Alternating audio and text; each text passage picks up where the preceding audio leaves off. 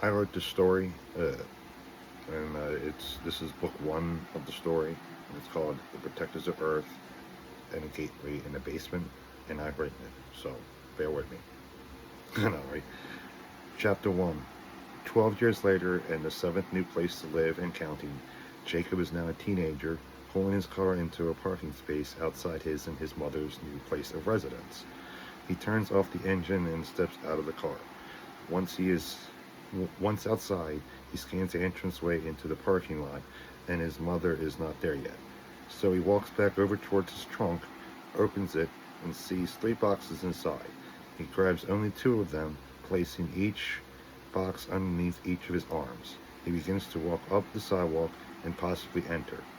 But he quickly remembers that his mother has the only key in her possession. So there is not any way he can get inside at this precise moment. He turns around to walk back towards his car and sees his mother's silver BMW pull right up beside his own car. Once she exits her vehicle, she looks upon her son and smiles. "What took you so long to get here? It feels like I've been waiting here for over an hour." "Serves you right. I told you not to go fast because I specifically told the movie men to be cautious with our belongings." As the movie men backs their box truck right in front of the sidewalk, Miss Whitmore begins to walk up that sidewalk, followed closely by her son. The two movie men are also walking behind them, but at much farther of a distance. They finally get into the main entrance to the apartment complex, walk up a flight of steps, and immediately stops abruptly that Jacob almost runs into his mother. Not giving in to the fact that he is not paying much attention to her, he just wants her to open the door. Instead, Miss Whitmore decides to stand there and look at her son.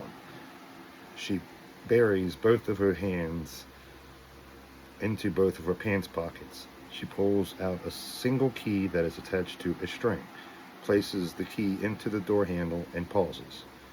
"Before I open this door, I would like to say something." She turns back around and looks upon her son once again. And what might that be? He already knows what she is going to say. She says it every time they move into a new place. "Home sweet home." She opens the door and allows Jacob to enter first. "Why, thank you. And I know that you were going to say that." He walks in the apartment and gets kicked in the butt in the process. Now, what was that for? You weren't supposed to be a smartass toward your mother. Jacob thinks nothing of it and walks through the apartment. After walking through the living room and dining room, he enters a very short hallway. There are three open doors in this hallway. One is on the right-hand side, and it's a bathroom. Exactly across from that is the master bedroom, and that would be reserved for his mother. So, with only one room unchecked and out of the process of elimination, he enters the only door at the end of the hallway. After an hour and a half, About an hour and a half later, Jacob's bedroom is looking a little bit more furnished, as the paid movers carry all of his possessions inside. Jacob is sitting on top of his already made bed, telling the men exactly where to put his furniture and belongings. But he is more focused on finding his speaker wires, which he could have sworn he put them in the three boxes he carried inside himself. But he realizes that he put more junk in those boxes than he originally thought. After the movie men have all of Jacob's furniture inside his room and exactly where he wants it placed, there is a knock upon the door, which echoes throughout his small bedroom. He already knows who is on the other side. "Come on in, Mother," Jacob finally states. "You know I shouldn't even have to knock since I pay all the bills." His mother enters and looks at her son a little disappointed, but she immediately afterwards begins to look around and inspects everything that her son did to his own bedroom. "You might as well have a clipboard and pen," Jacob mutters quietly under his breath. "What was that?" She walks back over towards the door, but instead of leaving, she stands right inside the doorway. "You know I did have a surprise for you, but since you are going to be so rude to me, I'm not going to tell you what it is." She folds her arms in front of her chest. Jacob, this is your new neighbor, Brittany. Brittany, this is my son, Jacob. Miss Whitmore makes the introductions. Brittany walks forwards and towards Jacob. Once he closes his jaw and wipes off the drool from his chin with one hand, then with his other hand he takes Brittany's hand and kisses it ever so slightly. Once his mother leaves the room, Jacob quickly returns to setting his stereo up so he can listen to some music. He glances over towards his very attractive guest. She appears to be getting bored rather quickly as she squeezes both of her hands into her front jean pockets. He pops in one of his CDs into one of the disc trays.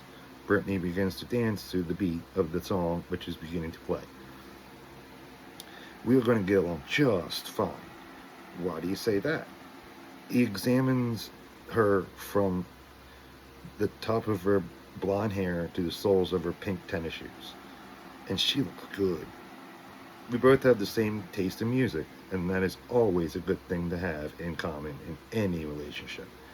She sticks her right finger in her mouth, sucks on it for a second, then with the same finger waves Jacob to come over and dance with her. He does not hesitate to go over there either, or wrapping his hands around her waist, or sexually dancing with her. After a couple minutes, his right hand slightly moves down her backside, until finally reaching her left butt cheek, and then squeezing her succulent meat and skin. Immediately, Brittany pushes him away from her. As he steps backwards a few steps, he trips over one of his own boxes, but it's okay, though, because he lands onto his already made bed. I like you, Jake, and for that I will still talk to you. But if you do that again, I will never speak to you again. I understand. He apologizes. Brittany's watch begins to beat quickly and loudly. What does that mean? It means that I must go. It was nice meeting you. Brittany turns on the left heel and hightails it out of Jacob's bedroom. He hates to see her go, but he will not lie. He also loves watching her leave. However, he does not know when he is going to see her next, and this upsets him a little because he really likes her. Jacob, it's time to eat, Miss Whitmore calls out from the kitchen 30 minutes later. So he quickly stands up. Every time they move into a new place, he gets a major appetite. But once he walks out of the kitchen, there is no food at all, and his mother is missing in action. He did not know what to do. He does not know what to do. I gotta change that. A loud buzzing sound begins to echo throughout the apartment. The unexpected sound startles him a little bit, knowing full well that there is somebody at the door. He decides to answer it, wondering the entire way to the door who could be at the other end of this door. But his question is answered as he opens the door and sees a beautiful blonde who is exactly his age looking back at him. Are you going to let me inside, or are you going to stand there and stare? Jacob does not say a word, steps out of her way, and allows her to enter his apartment. I have something that I want to ask you. She gets right to the point. Okay, he closes and locks the door, then turns around and looks at her. Now, mind you that I don't do this much with guys, so consider yourself lucky. But do you have enough money to take your neighbor out to dinner? She sweetly asks him with the puppy dog eyes. Well, seeing that my mother is missing and there's no food whatsoever in this kitchen, my answer to your question is yes. I will take you out to dinner. Just let me get a couple things and I will be right back. He turns on his right heel and walks into his bedroom. How does something like this happen to him? First his mother goes missing, and now Brittany, the cutest girl he's ever met, is asking him on a date? He gets ready to go, which only takes a couple minutes. Brittany is still standing next to the door once he goes out into the living room. So, are you ready to go? Yeah, the thing is that you will have to show me where is a good place to eat. I am new in this town. Jacob opens the door for Brittany and allows her to exit first. Don't worry, I've got the perfect place. Jacob closes, then locks the door from the outside. Lucky for him, before his mother went missing, she left him a spare key. He does have a feeling that tonight is going to be a good night. After all for him, knowing who he must follow all night. But there is something going on in Jacob's apartment that nobody in their right mind wants to know about. Black smoke exits this ventilation duct right beside the couch. It takes shape into a middle-aged white male, wearing all black clothing and showing his total pitch black eyes. He has only one thing on his mind: killing as many people as he can, stealing their souls. Till next time, chapter 2. If you like a good horror, scary story, subscribe, like, comment. Till next time.